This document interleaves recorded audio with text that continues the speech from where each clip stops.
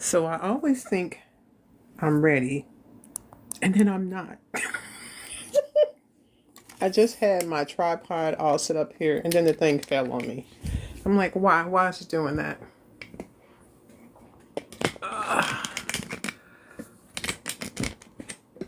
Hello, hello, hello. It has been an entire week. Hey, Kelly, since I have been on TikTok. I have been busy. Hey, Virgo Dreams. Ooh, I like that. I like that. Marcy. Yes, I am half in a top and half in my pajamas. I'm not even going to try to hide it. This is the top I was wearing today. Hey, Mo. But I need to be super comfortable. I have been in the car for 6 hours today. Went to a memorial with my husband. Hey, Tammy Walker. And I came back. I had to jump on a coaching call with a widow. And I am so excited. I know I shouldn't be this excited, but I am. And when I get to talk with someone, coach them, support them, and encourage them, and they felt like they were going to be in this particular place forever, and the conversations we have allow them to move forward in their life. No nickname. Okay, that's cool. Hey, Lisa. Oh, let me change this lighting. I feel like it's super dark right here. That encourages me. Oh, yeah, that's much better. It looked like I was in a dark room. Okay. And so, hey, everything unique. Being able to coach someone can be super encouraging. Hey, Cecil. And when this woman and I started coaching, I want to say back in March, she laid out the goals that she had. And then the first time we met afterwards, she didn't get to accomplish anything, but she stayed with it. And yes, I have Visalines, and I can hear. Can anybody else hear me whistling, or is it just me? Because I'm still learning how these things work, and it's about a bit of a whistle. Hey, Wildfire. Hey, Jessica, Andre. Oh, I just realized my phone is not charged in. So I need to do that, because if not, we will certainly run out of power. Hold on 1 second here. Because it is not supercharged, and that can happen very quickly. And so there it is. Hey, Kenny. So the conversation with this person that I've been coaching, I love when this works out for people. And people say, what's the difference between coaching and a therapist? And for me, when I'm coaching someone, it's the idea of what are they trying to do and moving forward. What are the goals and expectations that they have? And how can I help empower them to do that? Our conversation tonight is about depression and anxiety.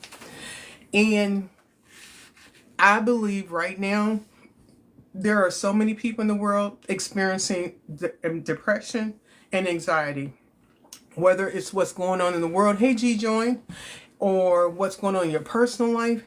It doesn't, and so the idea, hey Life Coach Lex, hey Lex, the idea, thank you so much, about anxiety, it's a lot of times just the pressure of life coming at you from all different angles and needing to know how to manage that. Hey, Mama Tina, girl, you did not text me. Oh, thank you. And if you guys would like the live and get us up to 5K, I would greatly appreciate it. It doesn't require you to have a comment, but if you, if, okay, I will. If you would just tap the screen, it allows other people to come in the room. And some people on TikTok don't even know. Just tapping the screen tells other people that I'm live, and it'll draw them into the room. And if you could just do me that small favor, just by tapping the screen, it allows other people to be encouraged. If you know somebody that is dealing with anxiety or depression, I would encourage you to share the live with them. It can bring them into the room. They don't have to say anything. They can just be in the comments. But I knew this conversation was important. I know they all are, but I'm going to try to do better from reading from my notes, because I want to make sure that I share the things with you that I really wanted to talk about today. So some freelancing, but more me trying to stay with the notes. if that's okay with you. Thank you so much, Lex. Thank you.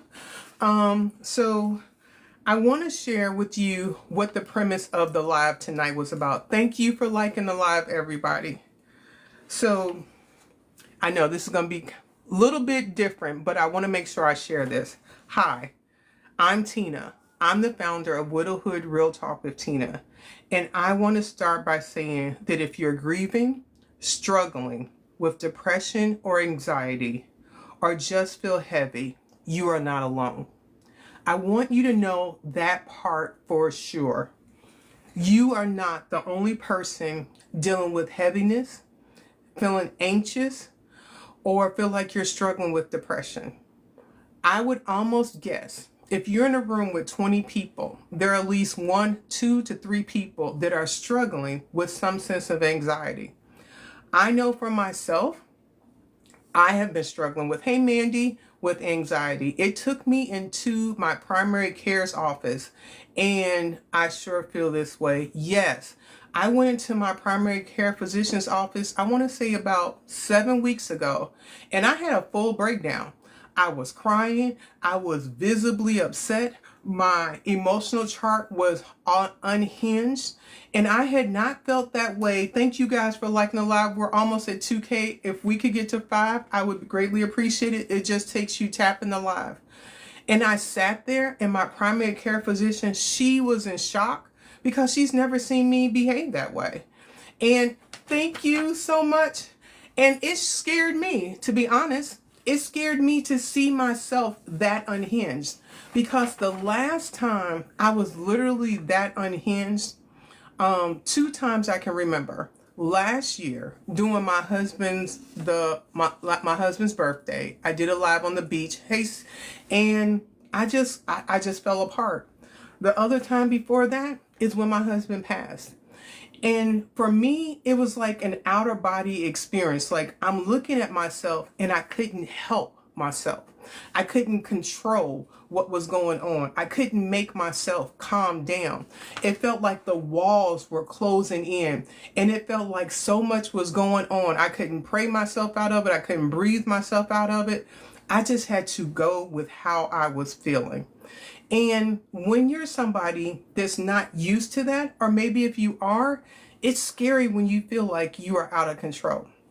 It's scary when all the things that you've talked about doing do not make the situation better, and you wonder, where do I go from there? Yes. And I just had to go with it because I could not fight it, because that is how I was feeling. My feelings were real, and I had to be honest about that. And I want you to know tonight's live is a safe space. We're going to talk about grief, not just the sadness, but the confusion, the brain, the fog, the fear, the anxiety that creeps in when life changes in a way we never expected. We'll talk real. We'll talk honest, not that toxic positivity, but real talk. And let's go through this together. Grief is absolutely a part of when someone we love passes. Thank you for the follow, but grief also comes when life changes on you. If you have lost your job recently, if you got into an argument with your friend and you guys no longer talk, if you broke up with your significant other, if your pet passed, if you got sick, if you got a rash, if your hair is falling out, if your health, if you got a cancer diagnosis or a diabetes or something that's going on, if you had to relocate away from family and friends, if anything significantly has changed in your life in the last 24 hours to the last few years, there could be anxiety. You could feel stressed out, and your brain could feel foggy, and you feel like, I don't operate like I used to. And if we don't deal with that anxiety and how we're feeling, it can lead into other different things. It can lead into things, right, Millie? It can lead into things that become super difficult to manage. And sometimes the hardest part is just admitting that I don't feel like myself. that the pressures of life are just building up on me and I don't know what to do with it. Hey, Nelda, we're talking about anxiety and depression tonight, and can't seem to get out of it. And you know, Millie, that's fair, because a lot of people will just try to go, well, if you do this, this, this, and this, what do you do when you just can't get out of it? And that's what I wanted to talk about tonight. What are some things for us to do? And we may not be able to do them all at once. It may be a little at a time, but they all have their place. And I think the first thing to do is just be honest and admit, we are at 3K. Thank you for liking the live. To be honest that this is how we feel. We don't have to hide that this is how we feel. Being honest about how we feel is the first step of saying, I feel like this and this is not how I want to feel. I need to get something to drink. I don't know, but my son loves these things and he's got me drinking them. This is not a commercial. I just like these drinks. That is lemon, the blood orange, my favorite, but I drank them all because I like them too much. So this is one thing that I wanted to talk about. Grief is not just sadness. It is a whole body experience. Hey, Shelly, thank you. Thank you so much. Grief can show up as forgetfulness, fatigue, headache, muscle tension, and chest pains. I had my anxiety attack just when something was going on. That tightness in your chest and feeling like you can't breathe and you're hyperventilating. Grief is in the brain. It is real. It impacts our memory and our ability to focus. The idea is to normalize the emotional roller coaster, the numbness, the anger, the guilt, the laughter, the silence. You are not broken. You are human. Can I say it again for the people in the back? You are not broken. You are human. Something in your life has drastically changed. How can you be the same? How can you show up in life in the same space as you did when this change has happened? If anybody has had any type of significant change in their life in the last 2 years, can you put an I in the chat? My anxiety in my stomach, I'm taking it one day at a time. Oh my gosh. Yes, my anxiety will come like bubble guts, like in the stomach, just saying. Like then I just all of it. In the last 24 months, if you had any significant change in your life, can you put an I in the chat? Whether, you don't have to put what it is, but if anything significant, hey D, thanks for joining, has happened, you put a whole I. I didn't expect that. I was thinking the letter I. Good job, Millie. Oh, thank you. To put an I in the chat if you had any significant change in your life in the last 24 months. Anything. The letter I or in whole I like Millie just did. That was good. Hey, Shelly. Oh, it says I have a flash goal. What does that mean? Okay. Oh, flash goal. Okay, I'm supposed to do something started. Okay. It says I have a flash goal. I guess if you guys could do that. I don't know. This is new on TikTok. Oh, thank you, Mandy. Thank you so much. So, you are not broken. You are human. And that is important to hear. Yes, the person we loved is no longer here. Thank you.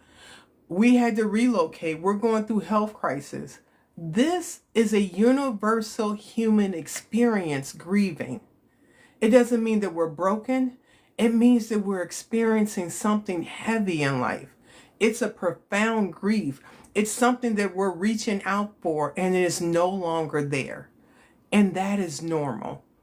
And especially if we've had a lot of compound situations where maybe we lost a loved one, we lost our job, then somebody else we know passed, and then on top of it, our home health became compromised. Has anybody had more than one thing difficult happen in the last 12 months? If you can put a letter A, she got me with the I. Two types if we had to change in the past 2 years. Yes. Letter A in the chat. Thank you. If you've had more than one complicated thing happen in the last 12 months. Okay, we are all in this journey together. If you're seeing somebody else put an A in there, thank you guys so much. You know how normal this is. Had to move, Carol. You guys got to 5K. Thank you so much. So that is a human experience. Thank you guys for sharing that. That we have all experienced something traumatic, difficult, more than one thing. And it's like we knew how to maybe handle one, then two or three starts happening. And then have you ever felt like you were alone and feeling anxiety or feeling like you're sliding into depression? If you can put a T for Tina, I'm gonna go with T. If you can put a T in the chat, if you ever felt like you're the only person feeling anxious, or you're the only person ever feeling like you could be depressed. Yes. Thank you so much. We are all experiencing this. There are 14 people in the room. If you could just put a T if you're in the room, and I want you to see you're not by yourself. You are not by yourself. And when we're able first to realize in that head chatter that is telling us something that's not true, it changes the game. Having community, when people come together like this and you're going, I'm not the only person feeling like this. There are other people feeling the same way because it's human. The head chatter is a false game. We all have these feelings. When I was sitting in my doctor's office, literally becoming unhinged, she just looked at me like she did not know what to do because she had never seen me like this. My husband had been concerned about me, and the therapist that I was seeing, his practice closed. He's opened something else. And so now I'm looking for a new therapist because I need to let it out. I have been walking more. I have been trying to eat better because I know for me, the coping skills, work has been heavy. Work has been one thing after another. And it's been super difficult. And I've been trying to manage all of that stress. And this is just life. Life is hard. And when we feel like we're the only one alone having it hard, it makes you feel isolated. And it makes you feel like nobody else, you want to go, well, everybody else is dealing with that. I don't want to bother them with my stuff. But what's the sense of having friends and people if we don't get to share the difficult parts of life? If you have ever felt isolated or alone, if you can put an R in the chat, that's my middle initial. I'm just going to go with that. To put an R in the chat if you've ever felt isolated or if you've ever felt alone. There we go. There are other people feeling that way. And that is what, hold on, Shelly Bruno, that is what's driving us. I mean, I don't know another time besides my whole husband leaving this world that would drive me to talk to a cold stranger. Hey, this kind of experience will drive you to a place, hey, living my truth, will drive you to a place where you know other people understand you. And that is what we are doing right here. I want to talk about something else. But I want you to remember, I'm alone, though I have no friends. You have some friends in here. Look at how many people in here feel isolated and alone. I go live because I want you guys to know that you are not alone. I do this intentionally. Today, I went 3 hours away for a memorial, drove back, had a 1-hour coaching call, hey Kimmy, with someone, and then jumped on this live. Because when you know that somebody's going to show up for you and when you're struggling, it is super huge to be able to make sure you can count on somebody. And I want to make sure that you know you're not alone. We have a grief support Discord where people are up 24 hours and you can post in that Discord and somebody will respond back. If you are interested in joining that Discord, please message me. Thank you so much. And I will send you a link to the Discord. There's no cost for that. We set that up just to have community, to be able to be in a space where people know that other people understand how they're feeling. You can join the Discord. You don't have to share your phone number. You don't have to share your picture. You can join the Discord just to have community, so you won't feel like you're alone. So you know that other people understand how you feel. Grieve. This is these Invisaligns. Grief, I want to share some more information with you. Grief tends to come in waves. It includes moments of joy and connection.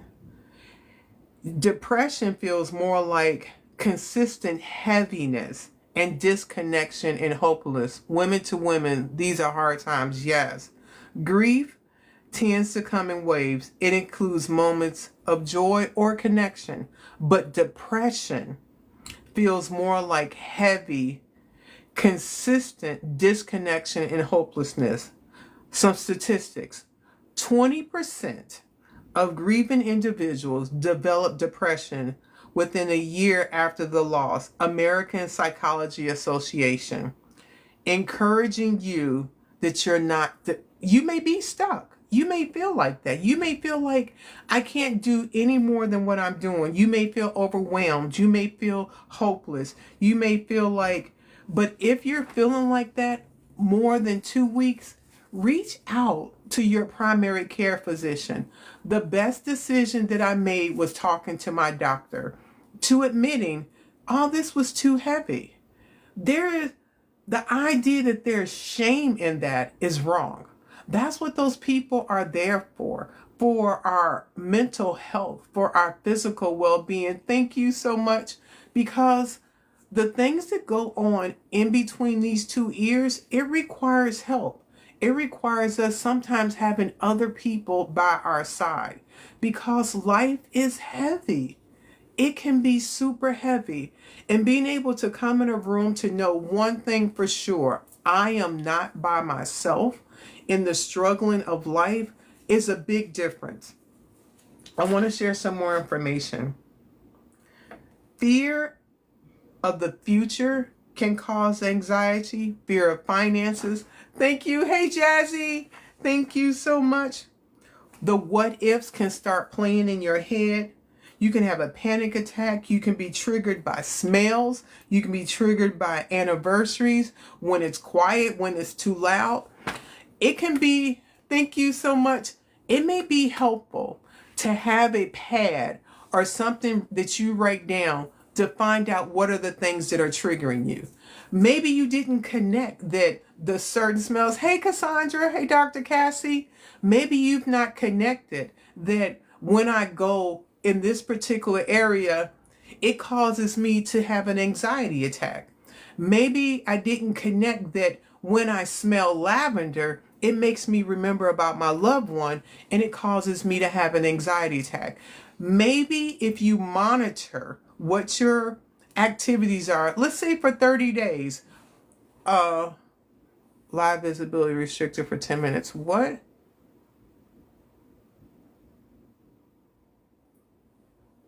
Not now. I don't know what that was. It's about being restricted.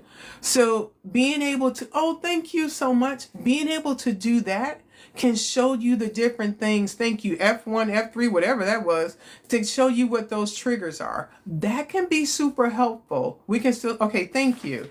I don't know what that was. So I know for me, I cannot see what's on the staple. 39% of the bereaved individuals report moderate to severe anxiety in the first 6 months. National Library of Medicine. Your whole person is not here. Life seems like the world just is not spinning right. But when you're able to talk to other people and to be able to connect, it makes a big difference. I am a huge component of giving resources. You may have seen this book, and I think you can get this in the TikTok shop. It's not something like I'm trying to sell here. I just want to share information. It's okay to not be okay. And this book is written by Megan Devine. This, you're not being pushed out. 10 minutes. Oh, you know what? If you all could share this live in your story, if you go, there's an arrow down at the bottom. And then if you hit share, I think it's like the bottom left, it says story. And if you're so willing, if you share this, it'll share on your story and then people can see. Because for some reason, it's not sharing on the FYP for, I guess they don't want us to talk about the realities of life, but whatever. So if you're comfortable doing that, that would just let people know since they just did whatever with that. Thank you so much. So this book right here, It's Okay to Not Feel Okay by Megan Devine, is a super helpful resource. It's written in pretty plain English. It's not complicated. I mean, the font is a little small, but besides that, this is a really good resource to read and to understand how you feel.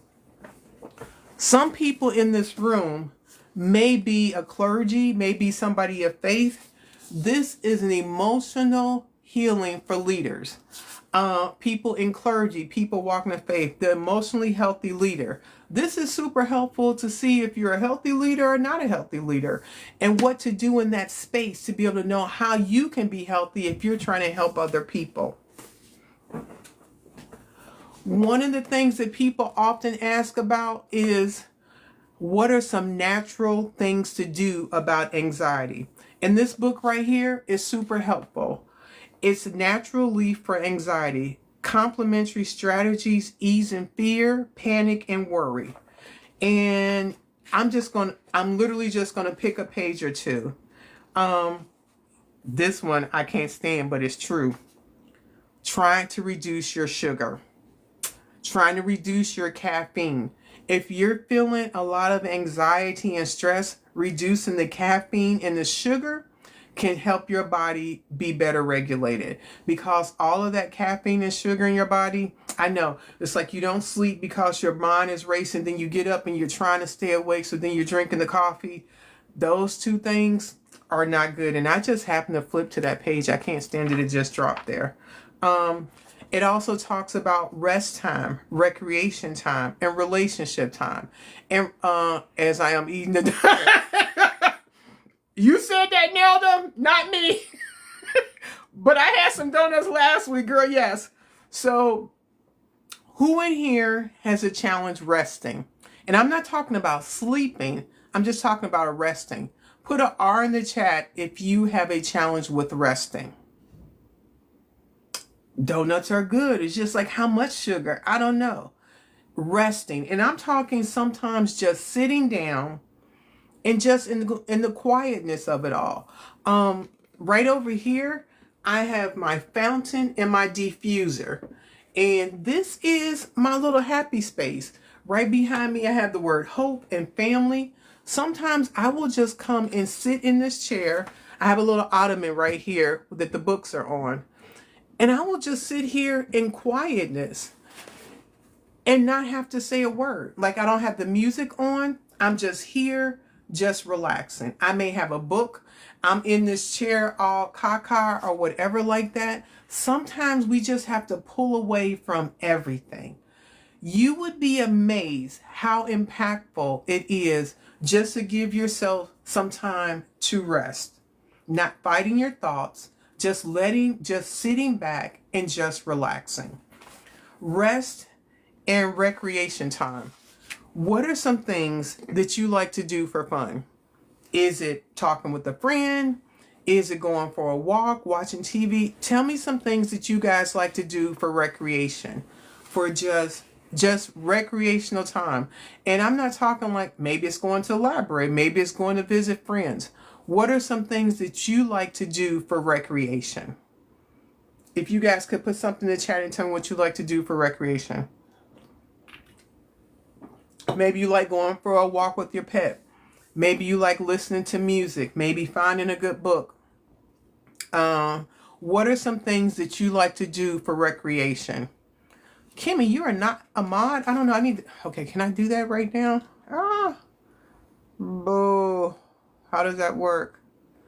Uh, yes. Okay. I don't know, Kimmy. I thought you were a mod already. My bag. That's fixed. Listen to jazz music. Hey, Barbie. Ooh, you paint? Oh wow, dog walking movie. Thank you, Barbie. Nothing anymore. Okay, Millie. There's some. Okay, that's fair because a lot of things I know what they're probably connected to. I thought she was a mod too. I know she is now. Kimmy, are you a mod? You should be. Listening to music. Millie, I don't know if I have your phone number. I would like for us to get together, hanging with my pups. Okay, Cassandra. Okay. Hey, Andrea. Okay, so we have some recreation times. What are what are this can be a tricky one, but relationships. And relationships is not always romantic. I'm talking your girlfriends, one friend, anybody, the mailman. But I know that one thing that when our person leaves this world, we become super isolated. But relationships are food for the soul. And it may be creating new friendships. I know that if all of the relationships we had were connected to the person that we lost, it can be hard to revisit those relationships. I don't have your number, but you can email to me. Okay. I'm going to put in the DM for you afterwards, Millie. If not, message me to make sure I do. Email it to me. Okay, I will. So, hold on. Do I have your email address? Okay. I'm stay focused. So having friendships, just one, it doesn't take a gang of them, okay? Then one friend can be enough. And it could be you went to the library, you met somebody that you know you connected with. Maybe you were at the grocery store, you keep seeing the same person. Having friendships are valuable.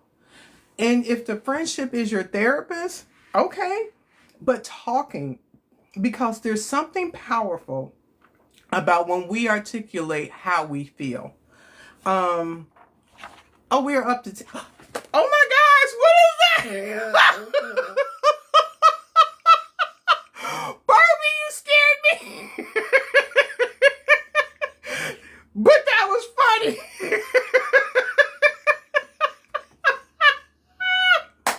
Whoa. Okay, I'm done. I'm That was cute and that funny. I'm isolated to a degree. Oh my gosh. Would anybody like to come up and share some things that have helped them in their depression, in their anxiety, or if they're struggling and they just want to share? I got shared on my own live. If you would like to come up and share, if you would put down in the guests what has helped you in dealing with your anxiety, what has helped you in dealing with feeling like you were sliding into depression. I know for me, my biggest, my biggest proponent in dealing with my anxiety and my stress is my relationship with God. That it tanning. Okay, get not cute on. I see you. I see you, Brandy. I see you, Bear. Being able to pray, being able to listen to worship music, being able to turn down everything that feels like it is noise and taking time to put life in perspective. That is my way of baselining myself because everything in this world is chaotic. Everything is going on. Everything seems unstable. And I'm a proponent of a mental health professional. I'm a proponent of talking to friends. I'm a proponent of exercising. But I tell you, can't nothing do me like when I get in a space and I can just spend time with God. And I'm not saying it makes things perfect, but it makes things manageable. For me to be able to talk to the creator of the universe and to be able to understand and put that in when I feel my mind spiraling, I write the emotions I'm feeling and understand where I am mentally. Absolutely. If anybody would like to come up and share maybe you just want to share that you feel a lot of anxiety. Maybe you want to share what things are helping you. But this is to be a community conversation. I'm just trying to create a space for the conversation, but by us sharing, we all help each other. I want to read something else, and then I want to let Bear share. Tools that help. Journaling your emotions or writing letters to your loved one. And you may have said, like, why am I going to write a letter to them? They obviously cannot write us back. I get the dark humor. But the idea of releasing how you feel and putting it to pen is powerful. You may be gaffing me off and go, she don't know what she's talking about. I dare you.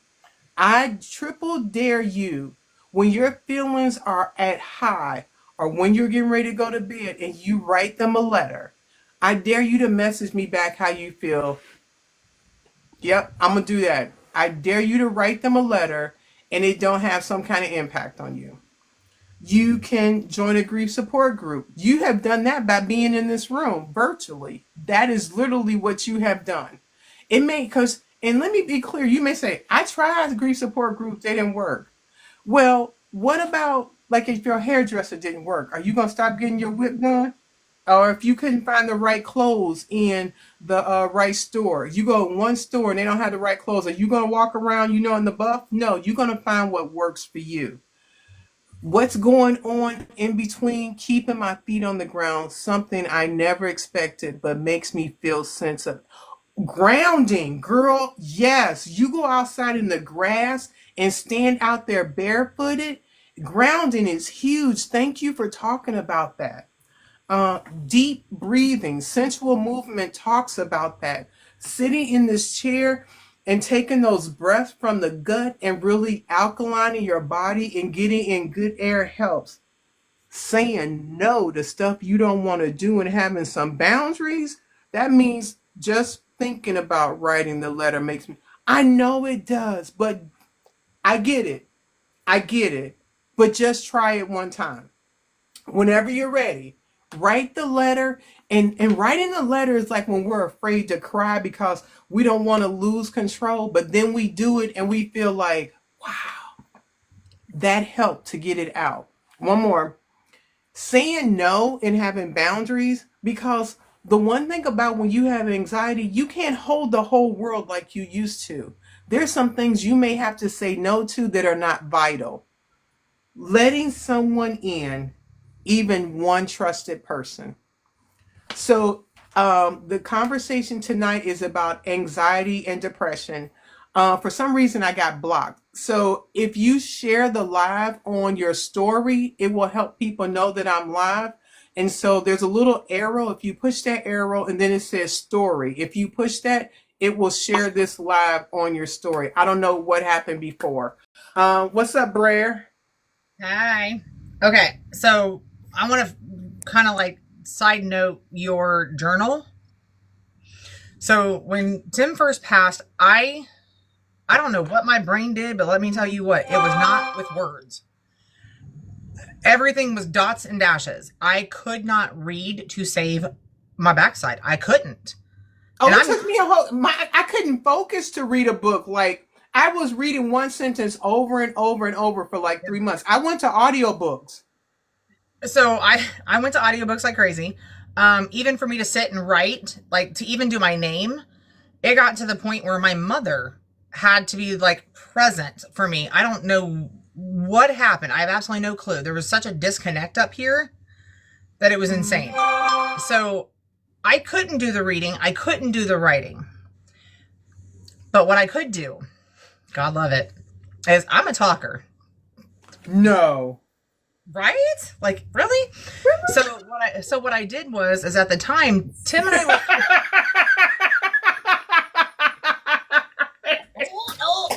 like, we know this one. But what I did at the time, Tim and I were on Facebook together still. And so I did a group before I made him a widow, or made me a widow, permanently on there, made him a memorial. I swear.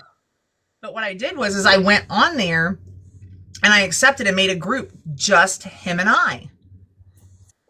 And I remember going to the cemetery, instead of me coming on here and saying some things, or on my Facebook Live and saying some things to the family or whatever, when it was something intimate, just him and I, that's where it was.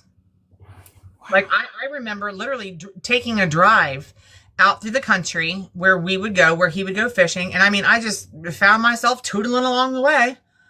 And I was so flustered. I went there and hit the group, him and I spilled my beans. Like, but you needed to communicate with him. Yeah. So it's not about the writing. It's that we still have stuff inside of us we're trying to give out. Oh yeah. And so that's the way I did it. But now the kooky side to it is that when it popped up on my feed a year later, awkward. I said, okay, so I'm gonna order my white like jacket now that hugs me, and then that job. Like, or better yet, if it comes in black and chrome, like, I'll take that one too. I mean, I don't know what else to do with it. But yeah, I was cuckoo for Cocoa Puffs. So that was one of my things. But did it help to be able to? Yes. So you're saying it, but how did it feel to get it out? No matter if it was writing or audible, how did that feel? I finally felt like I could breathe again. I didn't feel like I was keeping a secret from him. I didn't feel like I was drowning or suffocating or being muffled and not being able to let that go to him. Like, yeah. I'm that person that even when I have moments, like when I'm talking to God, yeah, I got to go someplace quiet because I can't keep my mouth shut and I can't think of it in my head. It's got to come out the lips. It's one of those things. It's like, there it goes. And half the time I'm not thinking before I speak, so that usually gets me in trouble. So there's that. But the pressure is relieved. The concept, whether you write it, whether you talk it, but getting it off is the difference. It was huge. And then the other thing is when I knew when I got worked up the most, that first year, and keep in mind, I was not this way before. I was in that gym 6 days a week, anywhere from 2 to 4 hours a day, because, and it wasn't all at the same time. Like, I would go out for maybe 45 minutes at 4 something in the morning because I couldn't sleep any longer and I got tired of just laying there. So then I would go out, do my thing. Then like that afternoon, oh my God, there was one incident in particular. I was so mad because somebody sent me some stuff and it was all addressed to Tim. I was so mad. And I'm like, oh no, for them. Oh, doing this. So I headed to the gym and I'm just like, and I mean, I used to go kickboxing. They closed the kickboxing gyms during COVID and they never returned. But me going to hit that bag, doing a round kick and doing all that stuff helped me tremendously. This is not about being toxic positivity, but one of the things that helped me also is finding 3 things a day I could be grateful for. Because I would wake up, the world is trash, scorch the earth, burn it all down. But finding 3 things a day made me just kind of start looking at, hey, Rhonda, looking at life differently. 3 things a day. Oh, see, Jazzy's extra. 3 things in the morning, 3 things at night. Okay, she gonna do that. I'm saying I'll throw one more there for you. 3 things about yourself that you're proud of. Ooh. Oh, you've outdone me this time. Yeah, because I struggle with that. I struggle. Okay. What's 3 things you're proud of yourself for? Let's go for this. 3 things that I'm proud of myself is that I can look at my son and know that I'm doing a damn good job even when I don't feel like it. Okay. The second thing that I am proud of is 3.5 years yesterday. I still have the same roof over my head and I'm still able to pay the bills. And I'm solo in that. So there's 2. The third thing that I'm proud of is the fact that I'm taking back me. Because everyone wanted that Brandy from October 6th and before. She's not here. But this person that is now, is going to do what she needs to do to be her. Okay. So the challenge is now on the floor. I need everybody to write 3 things they're proud of themselves about. Brandy just brought the challenge. So 3 things that you're proud of yourself for. You may have to type 3 different lines because it's a lot, but there are I'm 15. loving that one right down there. You're proud to still be alive.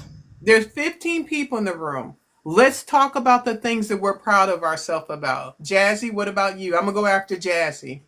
I will say 3 things for me is I'm proud of myself for doing good in school.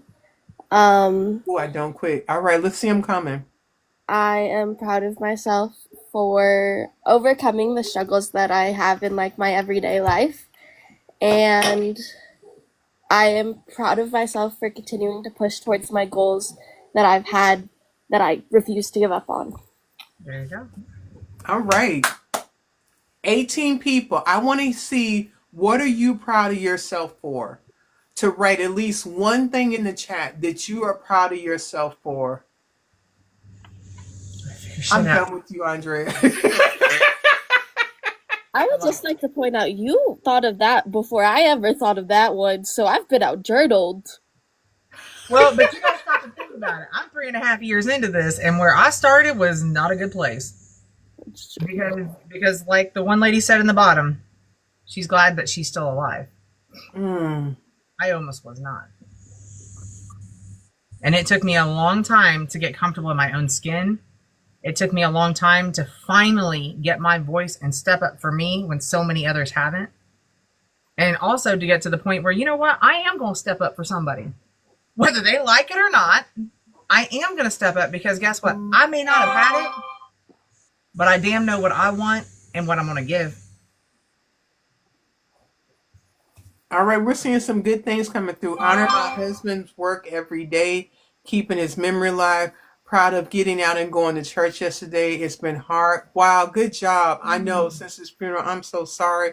Overcoming everything that tried to take me out, finding joy, staying in recovery from, and Ed still building my business without my father to ask questions.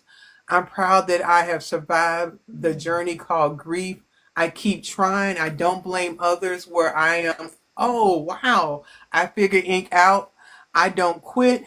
I'm literally proud that I'm still alive. That is huge. Actually, I feel all of that. Yes. And Nelda put in there that she is proud to volunteer in the same hospital that her husband passed in. And I'm telling you, that is huge. Wow. I'm proud to have taken care of the house, the property, the way my husband did. I'm proud of getting out of bed every morning. Yes. Hey, Him Life.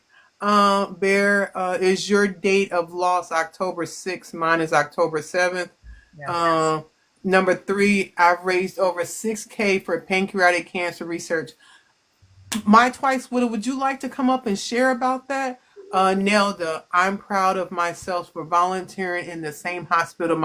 Wow, Nelda, would you, oh my gosh, Nelda, anybody, if you would like to come up and share about what you're proud about, please let me know. I would love for you guys to come and share.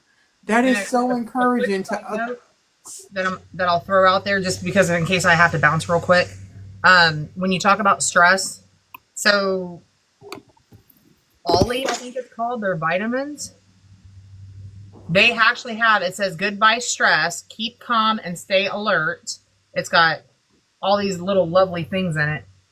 I'm not gonna lie, I've been taking these things twice a day. You can find them at Walmart for about $12.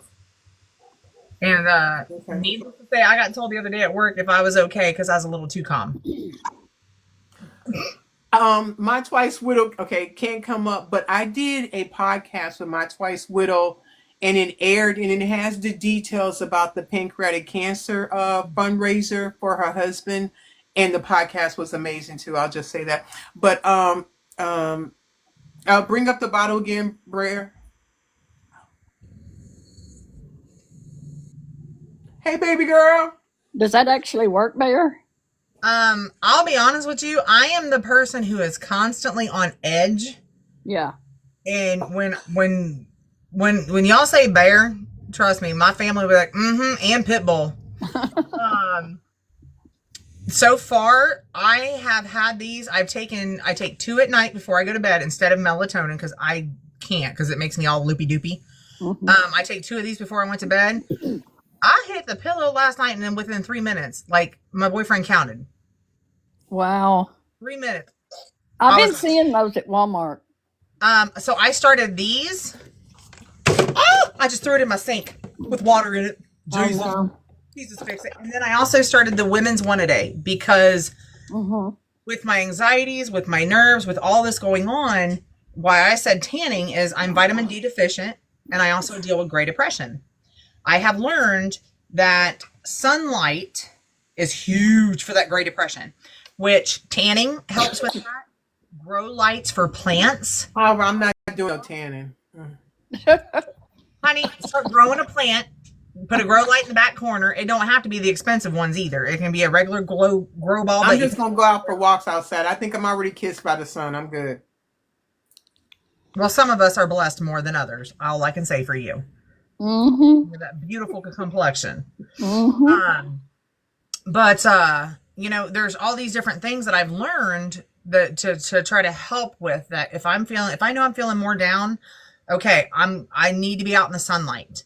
I need to or sit in my front room for 30 minutes by, just wherever because I turn my grow light on behind me and take the shade off of it. But there's something about not getting vitamin D, especially you may notice that your anxiety and depression may heighten in the winter months because you're not outside, you're not getting that fresh air, you're not getting Right. sunlight, all those things. Okay, we're about almost a half an hour, I'm an hour in, and I forgot to share this. So I am going to do the subscriber giveaway because I forgot to do it last week. And I just want to show what the subscriber items are. So there's a star right there. Let me try to pin it. If you want to subscribe, one, I don't get that money.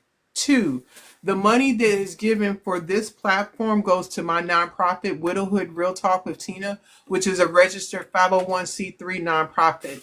And people donate things for me to give away. And the money that you give helps me send books to people. It helps me to support widows.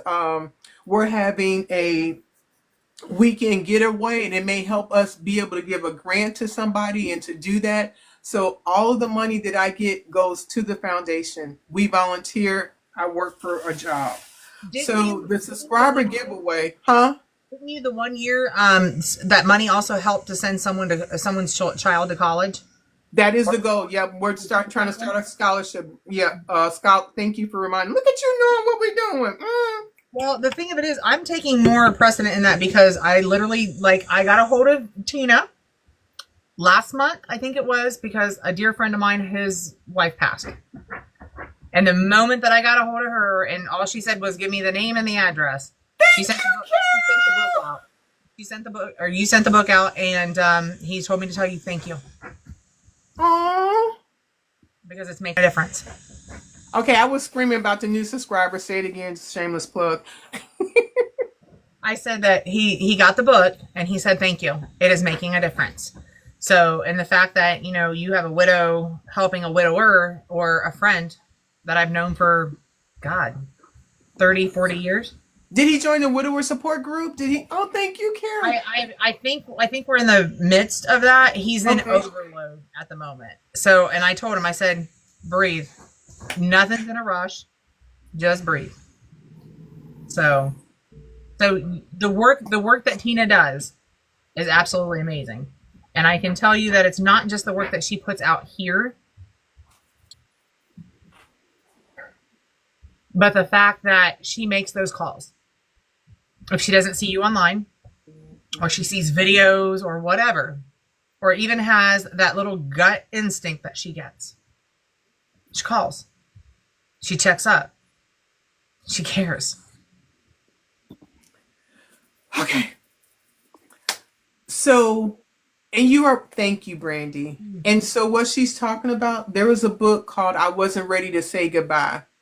And when someone loses, it could be anybody you lose. We send that book out free of charge to that person. I just need their name and address. I will not call them because most of the time you don't want to talk to nobody. You don't want to hear from nobody. You don't want nobody saying nothing to you. You just want to know that somebody cares and you're not alone. So if you go to my bio and select Widowhood Real Talk with Tina, you will see our website. This is a nonprofit that was birthed out of the passing of my late husband. This did not happen because I was bored. This happened because my life got ripped apart. And the other reason why this was birthed, I did not know how many people are doing this by themselves. I did not know how many people felt alone.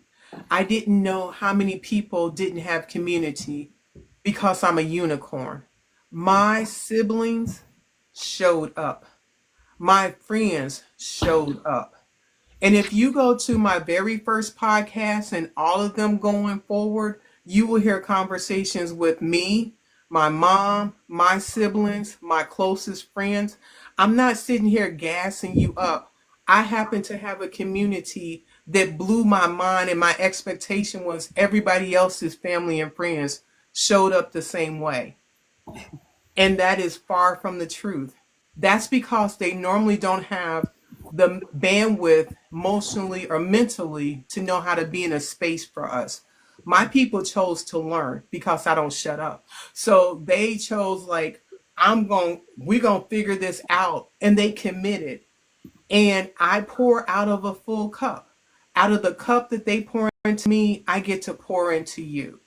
And the one thing I do know about social media, we don't trust people right away because people out here doing some shenanigans. But I can tell you, it's not my voice. It's from people that know what I'm doing and my purpose and to how it's helping people. So people that subscribe, you're helping me help other people. And depending on how you do your tax returns, this is a nonprofit. You can tell your tax preparer you donated to this charity. You can go to look up 501c3s. You'll see Widowhood Real Talk with Tina. You have to list your tax returns, all the money you received in, and what you've done with it. There is not everything. We have an outside tax, a bookkeeper. We have a board member. You can go to my playlist and you can see the board members in the organization. They all have videos there. So a widow, Butter Love Style donated this mug. And so it says the end of stigma, mental health awareness. And it's got little honeycombs. And these are 3D. I don't know if you can see like they're popping off the side of there. Like you can feel those. And so it's a little tumbler, lid on is stainless steel. And I'm going to, just before we wrap up, I have a wheel over there that I'm going to put Carol's name on. And then we're going to spin the wheel and see who wins this. So we have this tumbler. And then somebody else donated this bracelet. Her name is Kiki Coates. This is a custom made bracelet. She donated jewelry to the Widowhood. And it says start a new goal. We reached our goal to 10 people. Yay! Let me hold on. It says I have to do something here. Oh. Confirm, set. And there we go. I didn't do it right. Oh, hold on. Me and technology sometimes is not my friend. Hold on. Sorry. That's why I love you.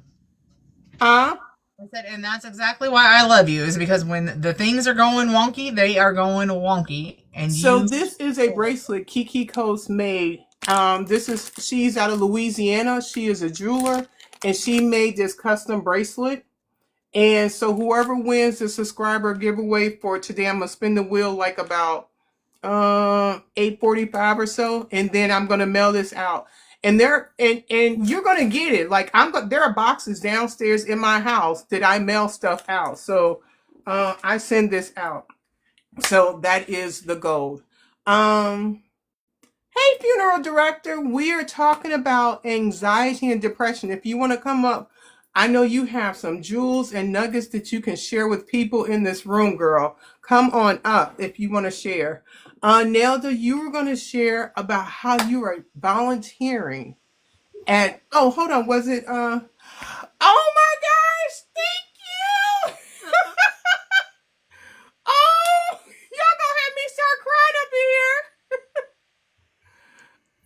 gosh, thank you for subscribing. Hold on, Jazzy, were you next? Thank you. Yeah, I Oops, think. I'm sorry. No, Um, you're good. I can't even find the new sub button now. I'm all excited. Hold on, where's it at? I can't get to it. Jazzy, put it in new subs. Thank you. Can somebody put in the new sub button? I can't find it now. I'm all excited. I can't. Oh, thank you, thank you. So Jazzy, what are you doing to what helps you with your anxiety? Thank you. So I started having panic attacks when I was like 15, 16, and for Okay. a while there, they were really, really consistent all the time. And I realized, and it took a long time for me to realize, that it was because I was being triggered for something that reminded me of my mom. And I didn't know how to Mm, process it, so my brain just went straight to panic mode because I was like, okay, okay. this triggered something in me, but I don't know what. And now my brain is spiraling. And we all know that, like, when you aren't in the right mental state, like, if your brain is not in the right place, it is very hard to regulate your nervous system.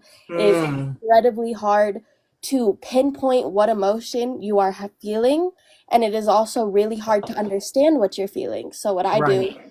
and I've tweaked it as time's gone on because things change and your brain understands things differently over time. I will sit here and I'll be like, okay, I'm feeling some really big emotions, so I'm gonna sit here, I'm gonna breathe. And then when I finally have at least a little, like I'm a little calmer, I do not go in detail, I don't write too much, but I will open a journal and I will simply write the emotions I'm feeling. And Hey at that Taco. and at that moment in time, if that is the best I have, that is the best I have. And if I am able to like expand on it, I'll say, I'm feeling this because of blah, blah, blah. I'm feeling this because of blah, blah, blah. And another thing I do, because like that really helps on a day to day basis, because, and like, yeah, I'll call you sometimes because I do end up doing that, but like, because there is strength in community, and like, if you need help from someone or you need to reach out to someone, by all means, At all hours of the day and night. but She goes to another, voicemail. She know I'm not for that. oh yeah. But another thing I do, and it's truly so helpful throughout the day, is when I wake up in the morning, it could simply take up 5 minutes of my time. I will write three things, whether it's things I'm grateful for, things I'm feeling, like what I want to happen throughout the day. And then later on at night, before I'm about to go to bed, I'll reflect on that and I'll say, okay, I was feeling Mm, this today, but what am I feeling right now? And like, maybe there's days where I'm feeling super, super anxious the whole day and I can't figure out why. And when I go to like write it down, I'm like, I know why. I talked about this morning. I just didn't figure out that until now.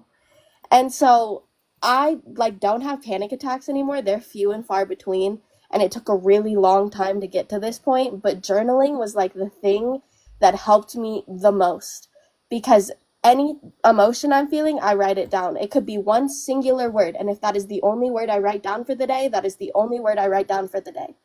But simply writing out what you're feeling truly makes the biggest difference between knowing and understanding what you're feeling and just simply letting your brain spiral. I agree with all that. I am that woman. Thank you for sharing that. Jazzy, how does it feel when you write it to paper? Do you feel like a weight is lifted, or does it just feel good to express? What type of feelings do you to do that? I mean, for me, because I am such an avid journaler, I love like the feeling I get when I am able to even just pinpoint what it is, because it feels like there's a weight lifted off of me, but also at the same time, I'm like, okay, like I understand now. I may not fully understand what I'm feeling in my brain and my body, like, but I understand now the emotion that my brain is trying to express that I can't adequately express Mm, the rest of my body. And one of the big things I do, and I talked about this with you quite a few times, I consistently write letters to my mom. I will do that often, whether that's once a day, whether that's once a month. I try to do it super, super consistently. And another thing I do, because when you're in the grief healing process, there is no timeline, there is no like there it you go at your own pace and you heal however you choose. And what I like to do is I'll write letters to myself. And it used to be once a year, but now I do it every 6 months, sometimes more consistently than that. And it's a good way to like reflect on how far you've come from 6 months ago to now, Wow. a year ago to now. I'll even look back at letters I wrote myself when I was 8. And it's so like, it's an interesting feeling to know that this is where I started, this is where I'm at now. Where do I see myself in 6 months, in a year, in this healing process? So I'll write letters to my mom, but I also write letters to myself. I love that idea. I've never thought about writing a letter to myself. Um, I have whole journals. I have a whole journal dedicated for journals to or letters to myself, and then I have a whole journal dedicated to letters to my mom. okay, now you got me. Um, I am that woman. First of all, I am sorry. I am sorry that you're in this situation. I'm sorry the people don't know how. But it is super hard. It is super hard when the people that love us or our friends don't know how to show up for us. And when I think about that, it made me first think about how did I know how to show up for other people before my husband passed. And it made me think about like what were the things that I said that were awkward, I'm wearing a Invisalign and my tongue ain't working right. That that are weird, that didn't come off right, and just were not good. And I realized the people that didn't show up, they never had the background, they never had the capacity, they never had the emotional bandwidth. I had unrealistic expectations for them to do something they were not equipped to do. The challenge is we are friends. You love me. So I expect you to magically come up to know how to deal with this. But they don't. And when we give those people permission just to realize they don't have the capacity to do that. Hey, USDA, it made it easier because I had the expectation because they loved me, they would automatically know how to do this. It took me, as I was figuring it out, to tell them what I needed so they knew what to do. Case in point, I would go to work and I would eat lunch with the same people. We had our little lunch crew. We would sit down and eat. And they were every day. Now, these people came to my husband's funeral. They have been to my house. These are not like some okie dokes. These are people like they knew me. And so they were concerned about me. So every day they see me for lunch. How are you doing today? And I had to tell them, I am doing trash. I am doing hot garbage. My husband is unalived. So I don't know. You're not going to get a different answer from me. Tomorrow it's not going to be any better. It's just longer that he's been unalive. But because you care and I know you love me and you're genuinely asking, if you want to ask me something, ask me how am I doing this moment? Because when they would ask me, how are you doing? My mind would spiral in all the different things I could think of. And I was losing my mind. So don't ask me how I'm doing because how I'm doing is the same that it was before because my husband ain't here. But because you love me, and when I told them that, they understood. They stopped asking me, how am I doing? They said, how are you doing this moment? How are you? Hey, Ness, how are you doing this day?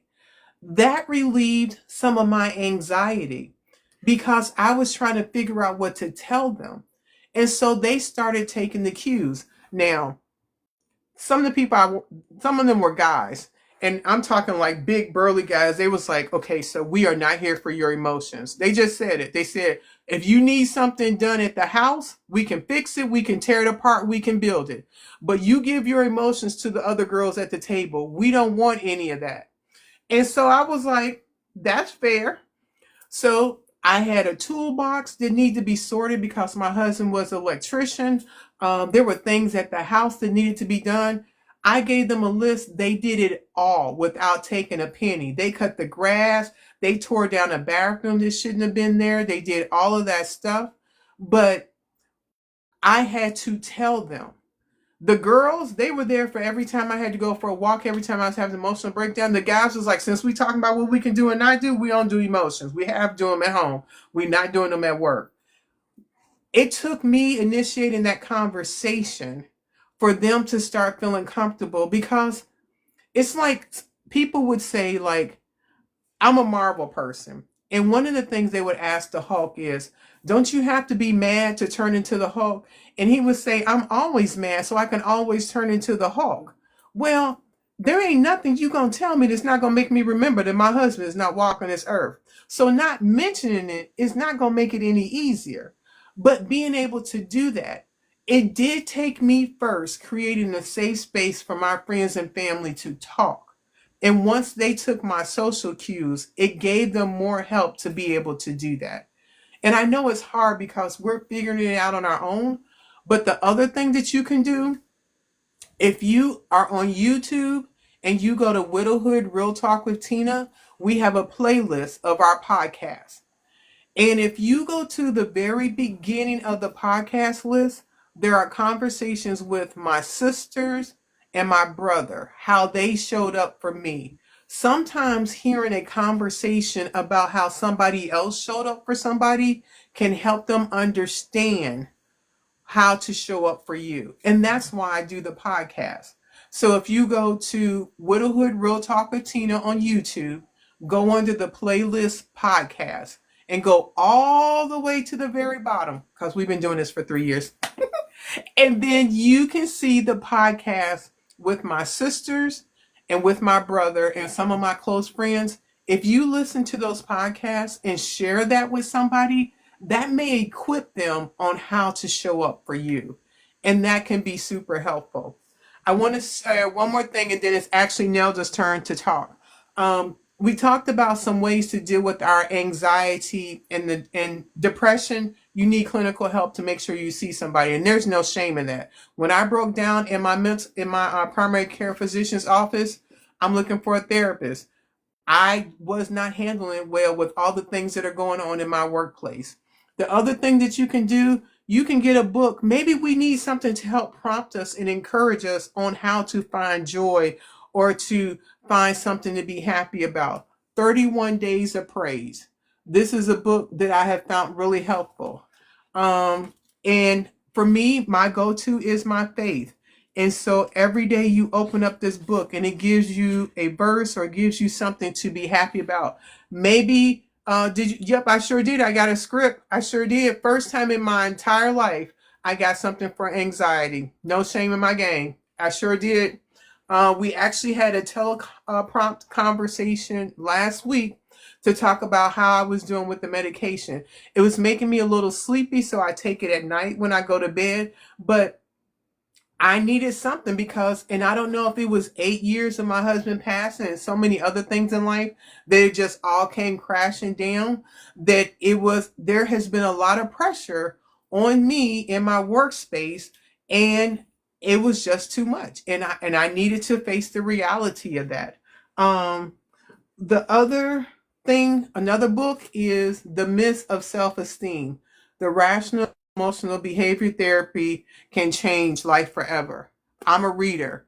This book is super helpful also. And this book is a little clinical, but it's super informative to understand yourself. Depression, Causes and Treatment. Because just because you go into a psychologist's office, they're learning you. You being equipped to be able to help yourself helps you to understand, not just taking blindly what somebody says. I'm a proponent of educating yourself as you're working along with the person that's working with you. So this is called Depression, Causes and Treatment by Aaron T. Beck and Brad Alford. And if you're interested in these books, message me and I will send you the list. Nelda, what did you want to share? Volunteering at the place where your husband left this world. Girl, come for us. Yeah. First of all, I want to say, when I come on here and heard you talking about depression and anxiety, I had follow up doctor's appointment today. And the first thing he said was, "How are you doing?" And I just broke down. I mean, I Mm. started boo hooing. And he said, "Okay, let's talk about it." And I told him, I said, "I think I'm getting depressed and I think I've got anxiety." I said, "I just can't take it no more." I said, he knows about my husband, and you'll have to excuse my voice. I have allergies. But he sat there and talked to me for a while, and I think that's the first time I've ever broke down in his office, but Mm. after 4.5 years. But he said, yeah, he thought I was going through depression, anxiety. He gave me prescription. Well, first of all, he gave me the samples from the doctor's office, and he Okay. wants me to take that. And he said, take it at night because it might make you sleepy. And plus, he increased my sleeping medicine dose. Okay. So what am I going to do? Go to bed and be a zombie? Anyway, yeah. Anyway, yes, volunteering. But no. So let's talk. Since you brought it up, the idea is interesting. We often go to the extremes in our mind. Hmm. But if you were driving, I'm sorry, if you were cutting the grass and the lawnmower stopped working and you did like the most unthoughtful thing and you tried to fix the blade and somewhere or another you removed a digit from your hand, Hmm. would you go to get medical help or would you just say, it's not a big ordeal? I would go get medical help. And would you challenge the medical help? Would you tell them you're not stitching that correctly? I don't think that you got that vein in there correctly. Or would you just take and let them do what they gonna do? I'd let them do what they got to do. Boom.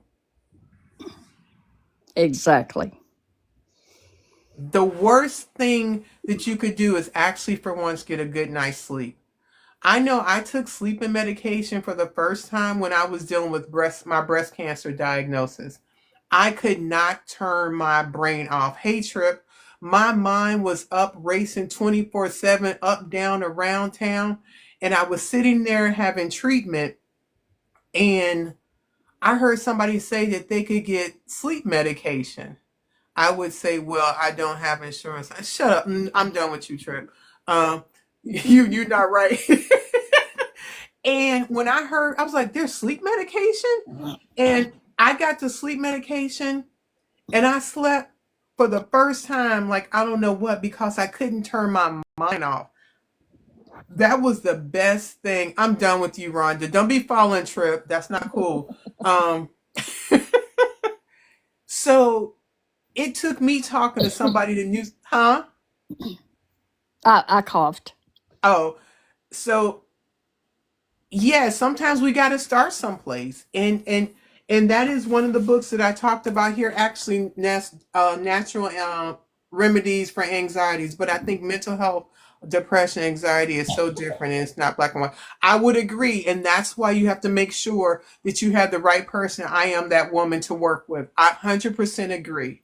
It is not black and white, and that's why if the first person to because she's talking about somebody that she's been working with for years, her mental health, her primary care physician. I've been with my primary care physician for years. I would not want in the first meeting of somebody them trying to put me on scripts. I Right. need you to understand me. I need you to walk through some things. And that would tell me you're not a good fit. Next person. So I totally agree that it should be a process. It's not just put me on medication. It should be something we're talking about. So I totally agree with that. So Nelda, thank you for bringing that conversation up. Do you And you were think going to though share that with it's us about your phenomenal feat. Like, girl, how you get this? First of all, do you think though that it's a good idea to take all that medicine?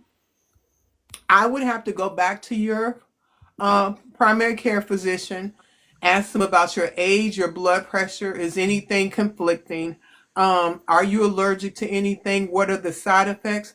I would talk to your primary care physician, and then I would also talk to your pharmacist Okay. because they would know anything else that is going on and read through all of that to make sure. Um, I Another would thing. like to think that they didn't prescribe you something that was conflicting. And then also do your own personal research on the medication online because they say practice in medicine for a reason. That is a practice. It is developed. It's something they're learning about you individually and each person. So if all of those different, thank you.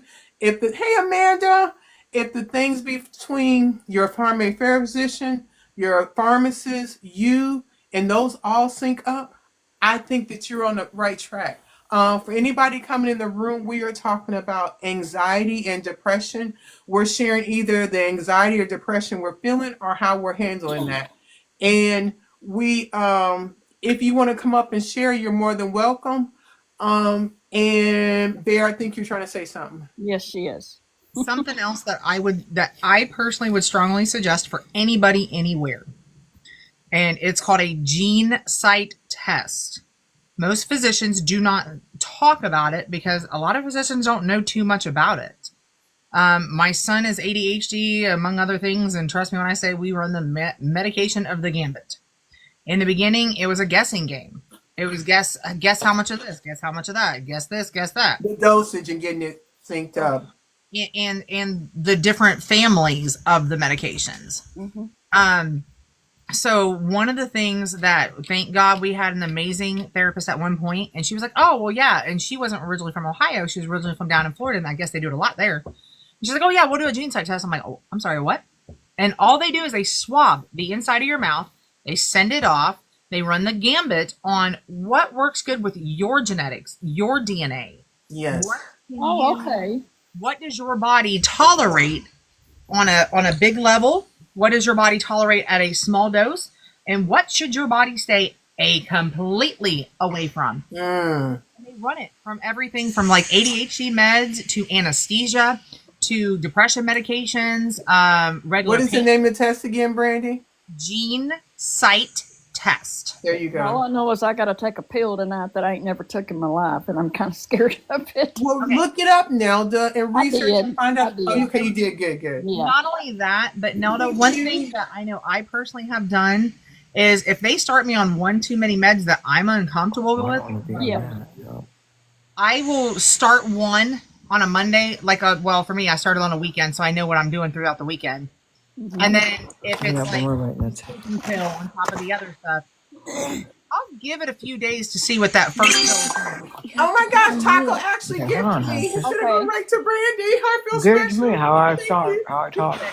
I mean, but I give myself like a 2-day window to see how am I going to respond to the one pill, because if I take two at the same time, brand new ones, I don't know which one I'm responding to. Right. Yeah, that's true. That's true. And if it's something that you are uncomfortable with because of the possibility of what could happen, Yeah. talk to your physician before you decide to go into that and be like, is there any way that we can stagger this? Like, can we start this one first and let's see how Good I respond? idea. Right. Well, I've been on this sleeping pill for a while, but it's been a low dose. He upped the dose, increased the dose, and then he added this other depression pill. So do you know how you feel on the low dose? Oh, wow. On the low dose, what? How do you feel on the lower dose? Like, I'm not sleeping as good. okay. And so it's the idea of it, is it to help you sleep is what it is? Yeah, it's a sleep. It's Ambien. Okay. Oh, okay. Yeah. And you also have another sleeping pill on top of that as well? No. The other one, the new one is a depression and anxiety medicine. Okay. He So said I can take it together. if it was me personally, what I would do is I would start the higher dose on the one, Yeah. see how that plays out for your system, and see how you respond to the higher dose first. Okay. Then give it like 2-3 days, add the depression med. And then, make sure that you're talking to, people like, maybe even a neighbor or someone that you trust that's close Yeah. your kids, whoever, and say, hey, I'm going to start a new med tonight, just so you have an idea, Yeah. and you keep that list out. And so, because I know my mom started one time, and it wasn't those particular meds, but she started the new med. I got a phone call at like 3 o'clock in the morning asking where the pizza delivery was coming from. Now, the other thing about sleeping medication, you have to give yourself enough time to sleep from start to finish. Yes. Yeah. So, and that I found out really, if you don't go to bed and give yourself enough time, you will wake up very groggy and with that in you, which can do you more harm than good. What did you want to share, Amanda? I just know that I work for a primary care physician, and we do prescribe a lot of sleep medications because sleep is a very critical part of your life and your day. So I would, if you're not, I always tell everyone this, you need to be your own advocate for yourself. Get a book, make notes. Make notes of things you were able to do and things you were not able to do in a day. How you felt at 8 o'clock versus how you feel at 8 p.m. And then when you go into your physician or your nurse practitioner, because I see a lot of patients myself, you say, instead of, hey, doctor, this is how I'm feeling, because I will tell you when most male physicians walk into a room and they see a female and we say, oh, I've been feeling bad, I've been having sweating at night, they're not listening. But when you say, you know what, doctor so-and-so, I've been taking some notes, and here's a book, and here's a notebook that I've made. These are all my symptoms. How can we correct this? And for some people, it's the medications that your doctor prescribed. I don't know. I heard you say Ambien. Yeah. Ambien is a wonderful medication for a lot of people, and it is a not a good one for a lot of people. Yeah. I personally, I like to start with something a little bit softer than Ambien Oh, because they Ambien did. They did. does But have. Does it? I'm sorry. Say that again. they did, and it did not work. Okay, so then you're a good candidate for Ambien. So I would agree that you need to give yourself the time to sleep. So on the first night you take it, you can do one of two things. Just make sure, hey, at 8 o'clock I'm going to take this. So takes some people 20 minutes, some people an hour to kick in. So Yeah. then you know. I'm 20 and then- minutes, like I need to be in bed, like it's going down. Me too. Me too. Now I tried Ambien as well. It didn't agree with me well. I was like Bear, you said, somebody up in the middle of the night going, where's the pizza? I was up like, hey, I was up scrapbooking in the middle of the night, and I don't even know how to cut paper, so it was not good. But I would get up and be like, I'm going to scrapbook. Yes, but I have a friend that swears by it and says it's the only thing that's helped her. Yeah. And you can take sleep medication with most bipolar depression medicines like that. Yeah. He said so- he told me I could. He told me. Okay, so then I would list, like, if you've had the same physician, like a lot of my patients I've seen for years, they know you. So they're hopefully, I don't know what state you're in, but they're Texas. listening to you. Texas? Uh-huh. Okay. That you trust this physician or nurse practitioner and they're listening to you. And if they are and they're looking at your chart, they're going to see, oh, shoot, like I can tell when I see someone's medication list of like what I do not want to prescribe them immediately pops into my head. So if you trust your physician, they should know that. But in this journey or this setting that we're talking about, you might be on that medication for years. It might be, you might be on it for months, but your doctor, hopefully you trust enough that they will get you to where you need to be, where you're sleeping. And then when it's time to stop, start weaning yourself off. Yeah. Yeah. Because that might doesn't be hard to do. Yes, it might be hard to do, but but if you can't wean off of medications, I tell people I take thyroid medication and high blood pressure medication. Yeah. I don't think I'm addicted to it, but trust me, when I don't take it and I get my blood pressure done, everybody thinks I'm going to stroke out. Right. So there's a difference in being addicted to sleeping medication and someone who's chemically, medically dependent on Oh, yeah. something. Oh, yeah. medication. And And there's my nothing. doctor, is, he's good and he's concerned and he knows me well enough. Good. He told me to call him in a week and let me know how I'm doing. Good. And that's a That good doctor. I tell everyone, give it 2 weeks. Call me, text me. I mean, most of my the people have our office number, and I'm like, you can even email us and Yeah, just say, hey, I'm not liking this, or I do like it. right. Okay. So yes, that's great. But if they gave it to you and you're on I don't know other medication, but I don't need to know. But and they said it was fine, then I would say you're okay. And I just have a lot of experience because I'm in Myrtle Beach, so we get a lot of people that I'm never have never seen Amanda, I'm in before. Virginia. Yeah. So we just get a lot of tourists. So you get a lot of people here that come and then stay. So Right. Not talking we're about how learning. close we are if you're in Myrtle Beach. Yes, I know. I know where you are. Yeah. Hmm. So, but I don't think there's any shame in Bear, she's in Ohio. Somebody's in taking Ohio. medication. I'm from Ohio. Thank you. Hey, Amanda, I think no, did you not have you been on here? Or did we just do? Yeah, we did a live together. We did a live together. I have never been on here. You did it. You jumped in for a conversation. So tonight's conversation is about anxiety or depression. Anything you like? So Hmm. we've talked about what we're proud of ourselves about. We've shared Hmm. how we manage anxiety or depression, or if we're feeling it.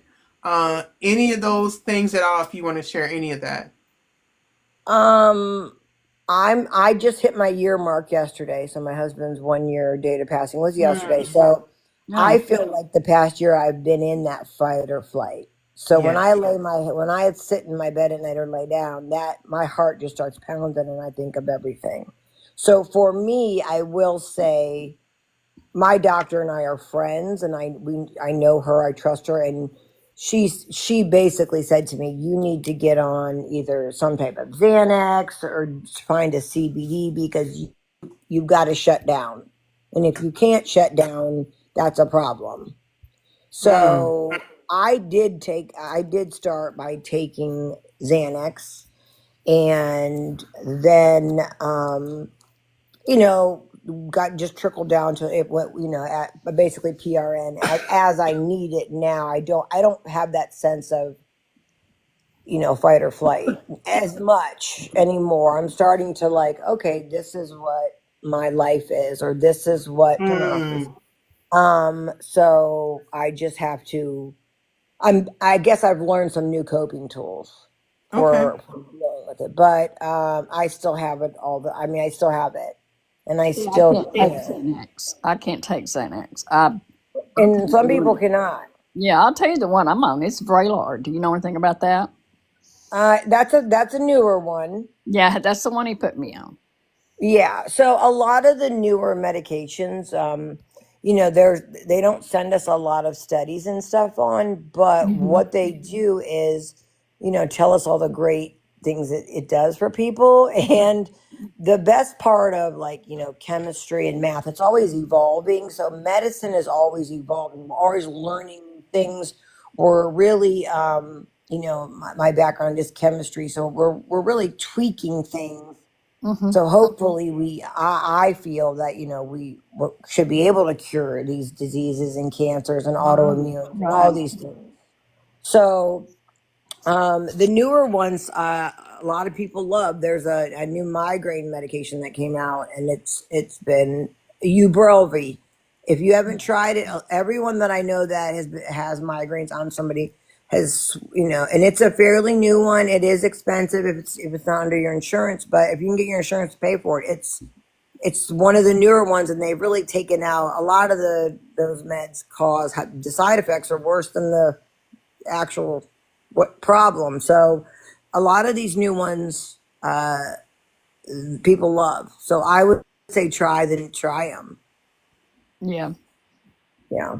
Somebody, So I can't see the I don't know message. the Somebody was studies. asking for the name of somebody's doctor. I can't see. The message is like half cut off. I don't know why that is. Hmm. I don't see it. The last talk about in Ohio. Hold on.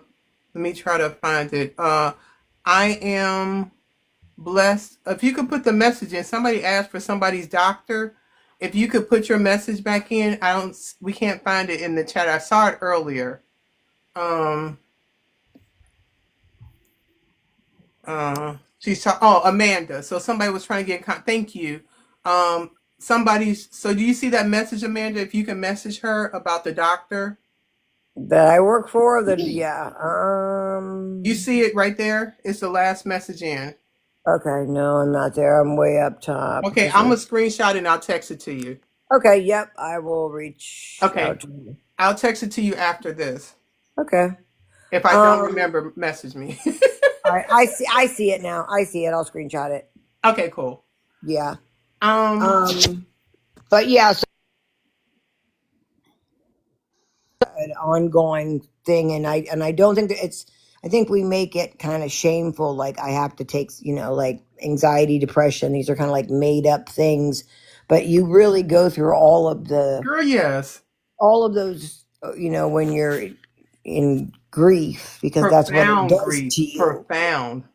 And it makes you overthink and overanalyze and not be able to shut down because you're so all the time. So, like I said, I tell them, advocate for yourself. Start taking notes. Today I had a panic attack. Today I felt anxious. And then when you take that to your doctor and you say, "Hey, these are my symptoms," they can't refute. They can't say, "Nope, those aren't."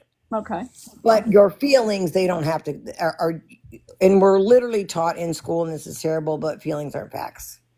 So I can't put facts in a differential. I can't add facts to a medical. I can't do it. All I do in the feelings is volunteer at a hospital, and yeah, in the same hospital my husband passed away in. Wow. He was in ICU, and I walked past the ICU quite a bit, and it just doesn't do anything to me. I mean, I reminisce, I think back, and I'm like, okay, Nilda, don't do this. And everybody says, why? How do you do that? How do you work in that same hospital? I'm like, I just do it. I want to, and I feel like my husband would be so proud of me. Yeah, he would be, I'm sure, girl. I mean, Brandy, if you're so willing to tell or share what I think you're about to share, go ahead. The other place where I work? And with Tim and your level of care. Yeah. So, with my situation, Tim was in the hospital for 46 days. Every day I went into that hospital and gave him a bath, range of motion, lotion from head to toe. I finally got his callous feet looking like a baby's bottom. That man, I was waiting for him to wake up and yell at me on it, but it didn't work.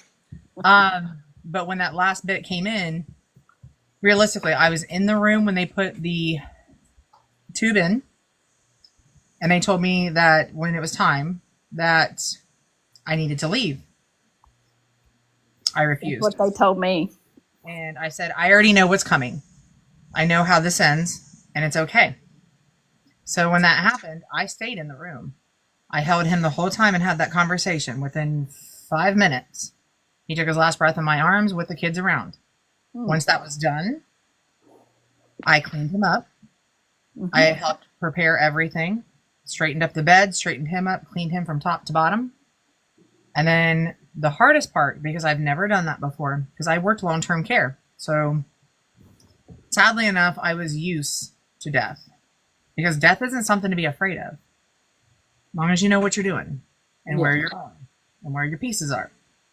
I've never been afraid of it, even for the people that I love, because I know it's not necessarily a permanent situation for me. But one thing that I have always done in my family, when that time comes, is to prepare them for that next step. It's the last honor that I can give anyone. And when it came to my husband, he chose me to be his wife for a reason. I'm definitely not going to be letting somebody else do his berries and twigs for anything, because I'm his wife. That's my responsibility. And so I did it. Although the gut-wrenching part was, with it being in a hospital, He had to be in a body bag. I had never done one before. Mm. So they came in and they said, "Oh, we'll do this." And I said, "No, I will do this." They gave me the tag. I put it on the toe. I put him in the bag. I zipped up, gave his last kiss that I could give him there. Took it all the way up, put the other tag in place, and then once the gentleman came, Bob, came from the funeral home in which I called to have everything done, I helped transfer him over, helped tidy everything, buckle him in, cover him up, the whole works, and then helped escort him out of the building. Once I did that, I drove home losing my baskets. There was that Oh situation. God, I'm crying, Brandy. Well, after that, You. I had the opportunity to go in, help trim his goatee and his beard up because I knew how he liked it. Right. Had a conversation with him the entire time. Nothing different. Now, about 9 months later, my aunt passed. That was the first person that I cleaned up after Tim passed. It felt different. It wasn't the same as it was prior to Tim. And one of the things that I know that I've always helped with, and that's transporting as well. So when it was time for her funeral, I was at the funeral home where I have always wanted to do this. But Tim thought I was insane. So I didn't. At the time, they were down some people, and I had talked to the owner, who was a very good family friend, and said, "Hey, if you ever need any help, let me know." I was praying hard because I did not know how I was going to make up extra income and yet have that flexible schedule. Because having a special needs kid, it's kind of awkward at times. And you kind of need a little extra help. So 2 weeks later, Jerry calls and said, "Are you still in on this?" And I said, "Yes, if that's okay." And he goes, "Yeah, let's do this." So I went down, did my very first service. It was awesome. It actually ended up being a widow. And the look of the room and the people in the room, and hearing them walk up and say, "Oh, I'm so sorry for your loss. He's in a better place. He's this, he's that." I literally got to walk up to the person because you could see, I knew the look on that woman's face. I seen it in the mirror more times than I knew what to do with.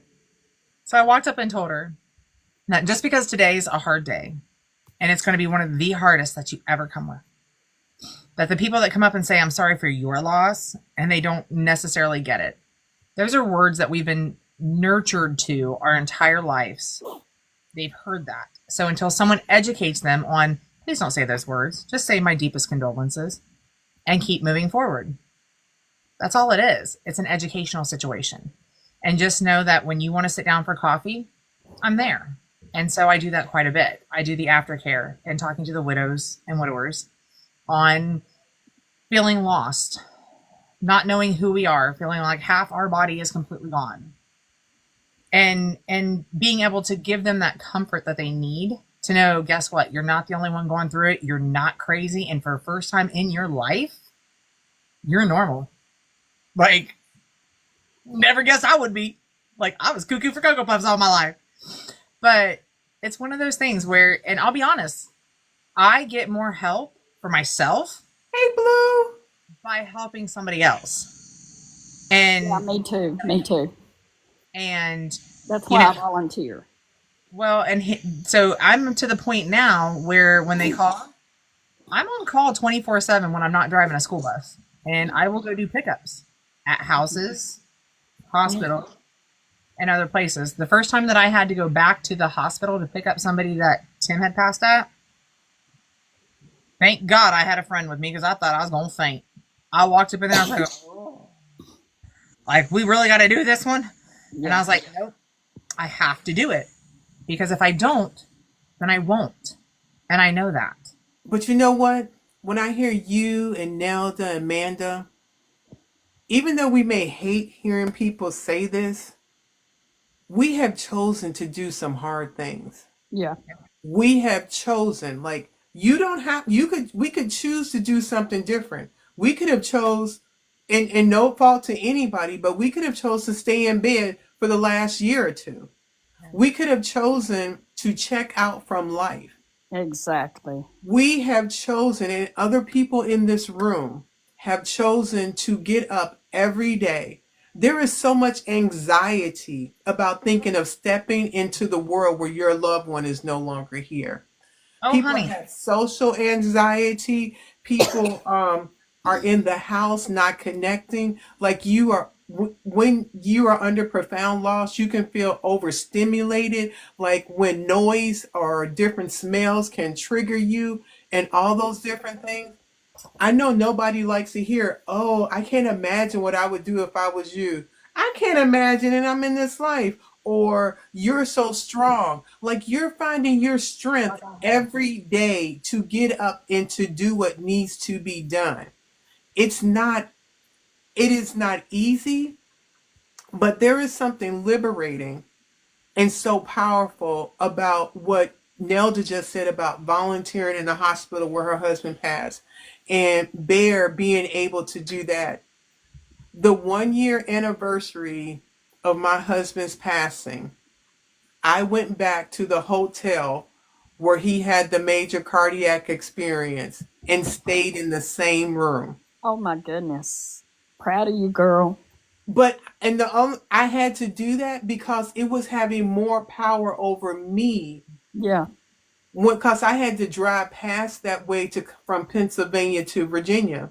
And the first time I drove that way, I had a full-on panic attack in the car, hyperventilating. I'm in in miracle. All of the traffic stopped and there was nobody there and I could just rest and cry in the car. And as soon as I start crying, all the traffic start flowing again. I never found out what happened. But every time I would drive that way, that hotel was to the left of me and it would make me discombobulated. And I was like, I can't keep doing that. I have to take my power back. I won't leave until I find out that Amanda's going to message you. Oh no, she's going to message you. She took a screenshot, and I'm going to put you down for the subscriber giveaway. I think you just subscribed, so I'm going to put your name on the wheel. Oh, it's 8:42. Oh my gosh. Um, I do want to say something. I was crying a while ago when Brandy was talking about what she did with Tim. And the reason I cried is because she said everything without crying. The old Brandy would have stood there and boo-hoo talking about Tim. I promise you that. Brandy, Now, don't get me wrong. There's still like little tear ducts going on up here. Brandy, I'm so I'm proud like, of did you you. not hear her voice crack when she was trying to get to that story quickly? Hey, But I've seen also her crying or worse. not crying, I Not think like it's it just was. situational. One day we may cry and tell the same story, and then 2 days later we may cry. And I Yeah. feel like it's such a misrepresentation about how we are if we cry or not. She's grown so much though. It's since Oh, girl, lately. the Lately, she has pictures grown. alone, yes, I Team can, Bear, I yes. can see it. I can see it, and I pray that I have that one day. Well, and the thing of it is, and I will be honest, I'm not this person because it's what I stepped in to do. I had to start thinking about, why did my husband want me? Why did he love me the way he did? Hmm. And that was unconditional. For the first time in my life, I had an unconditional love that I never even understood what it was. Yeah. And I didn't even love myself unconditional. Hmm. Like everything I did, I put conditions on, like, oh my God, I'm messing this up. I'm messing that up. I mean, the things that I did afterwards, when I sit and say that I'm the widow poster child of what not to do, Oh yeah, I know. Okay, but in that, but you grow it took you, okay, and you learn. I want you to talk about some things you've learned in this last year Right. from You the know widow that. fire, from the other different stuff, what you've been doing for you and your son, because it may have been a role of debauchery, but you owned that and you talked about what it was. But you've learned what you didn't know is the why you were doing the thing. Oh my God! Woo! Oh my God! Well, right, it might be storming over my head, but I'm feeling the sunshine. Thank you. Oh baby, that was so cute. Awesome. Like, I never seen one of those before. Okay. It's been 7 years and I still have trouble to do some things that my husband used to do. Robin Ann, thank you for sharing that. Last month made 8 years of my late husband not being here. And this necklace are Oh, our wedding bands. I don't Oh, know if you could these the let me take it off. I want to The steal that idea, by the way, but I need it to shape into something else, though. yeah. I need to put my wedding rings on a Was necklace. our so our wedding stuff was a double heart, but it was inner. They were no, interlocked. so the inner heart Oh, is my wedding band and the cool. outer heart is Mark's wedding band. I had them reshaped. I mean, they were really rings, I love that. but I took them to the jeweler to Yeah. have them reshaped. Mm-hmm. And the reason why I did this, I felt like when I wore the necklaces, oh baby, thank you, Blues. I felt like when I put the ring on here, it just drew questions I didn't want to talk or answer about. But having it like this, you would never know these were our wedding bands if I didn't tell you. No, You would just think it was nice jewelry. beautiful. And you can see it's not a perfect heart, but they reshaped it. Mm-hmm. And I feel like that's what my grief has done. It Mm-hmm. has taken this same situation and Right. it is, I will always, always love my late husband. Mm-hmm. Me I don't too. want anybody to get it twisted that because I have gotten married, my last name is still his last name. Yeah. Like, this is not something that goes away. This is something we will learn to, hopefully, like Nelda said, learn to live with. And it shows up different every day. It Mm-hmm. shows up different. And And if also, the blessing that you got your Boaz. Ooh, I just had a heart over my mouth. Oh, thank you, babe. But that's just it. You got your Boaz. When you're talking about the book of Ruth, you get your Boaz that comes in, that wants to be there, that wants to understand where you're at and honor the person that's gone Mm-hmm. and still love you and respect you for where you're at. April 23rd will be 3 years he's passed, and I still have a hard time. And I can't tell you, you won't always have a hard time. But I do think that the hard times look different every year. I don't think they always look the same. It's Hey, it's the Rhonda said, loneliness. It's the loneliness. It's real. say what, Nelda? It's the loneliness for me. It's the hold on. Rhonda said 30 months for me today, and Angie's passing. One word that I can describe her is soulful. And June 27th, 3 years for me. Thank you guys for sharing. Thank you, Ray. Yesterday marked 3.5 years. Happy birthday, Ray. Love you. Oh, it's Ray's birthday. Happy birthday. Oh my gosh, it's 8:48. So I want to show you guys one more time because I'm about to update the wheel. So the subscriber giveaway is this Stein. It says End of Stigma Mental Health Awareness. And people ask, when do I go live? It's every Monday at 7 p.m. If you go up to my bio, it says what the live topic is for the next couple of weeks. But on the last Monday of the month, I'm going to start having game night. I got some cool games to play. Thank you. We're going to play some music games. We're going to play some trivia games, karaoke if y'all not chicken, um, to be able to do that. So this time, thank you for the gifts. It says, in the stigma of mental health awareness. And I think tonight by us, hey, Tandika, us talking about anxiety and depression is ending that stigma because sometimes we have to end the stigma for ourselves. Sometimes we're our worst critic in saying, I need help and what I'm doing is not good enough. The other thing that we're giving away is this necklace. I'm sorry, bracelet. And this was made by Kiki Coast, who is a jeweler, and she donated this to the widowhood. So in a couple of minutes, I'm going to put everybody that's a subscriber on the wheel. I think I am that woman, and Carol just subscribed. And so thank you. And I'm going to put you on the wheel because y'all know I got to go to sleep because after 9 o'clock, I ain't no good.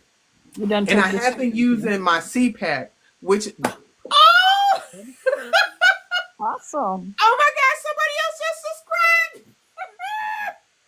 That is Y'all awesome. helping me, Sally, get these books out to people. Oh, thank you so much. Ah. What's one word that you can use to describe the late lives? Oh, okay, that's a good question. One word to describe your loved one that's no longer here. Thank you. Oh, goodness. Um, There's so many. A you lighthouse. know, I'm just I am not gonna this is I'm not making this up. I'm just gonna say my late husband, he was just an amazing man. He was a great father. Um, he was a good husband. He was he would take other people's kids and hang out at our house and do stuff. But at the same time, that man was bonkers. Like, I mean, him on the soccer field with his children, like, he would be on the soccer field and the kid, now he worked for the school district, but You got to be crazy to work for a school district. so he was the electrician maintenance man for the school district. And Yeah. his kids are out there playing soccer and he's screaming. They kick him off the field and say, Mr. Thornwall, you need to go. What did he do? He went across the street and kept yelling. Now, my late husband was Brandy's Caucasian, like had no melanated. So I was like, that was not the sister yelling. Like I'm scooting my chair away from him because I'm like, I am not like they're gonna kick me off before him in my mind. So I'm like, I'm not with him. And he's across the street just yelling like he was right there. Like he could, and so Mark was a Gemini. He would go from 0 to 100. So it'd be like one day he's Mr. Cool, and then one thing he over there just like I don't know. Like, but I if I had to do it all over again, I still would have chose him. Because the reality is, like Bear said, we all have an end date. It is a part of life. Hmm. The amazing part is, thank you. We actually got to have someone in our life that some people never get that. And we've had thank you, Tandika. We've had a wonderful gift of love. It is, this is the hardest, most difficult, gut wrenching experience in my entire life. And the one thing that you guys, thank you so much. You see me 8 years later with a lot of work, a lot of intentionally showing up in my own life. But rest assured, this ain't been no cakewalk. This has been hard every day. And it is still hard. Thank you. It is still hard today. And I don't want you to think that anybody's just walking through this and it's easy. Somebody we loved and spent our life with is no longer here. I would choose yes. And so for Rhonda's question, I would just say amazing. Not perfect because the man was I'll talk about that later, but I'll let somebody else. Thank you so much. What would somebody else say about their person? I I would think about say going. mine, one word for my husband would be unique. Thank He you was, so much. because Oh, thank you. he was a one of a kind man.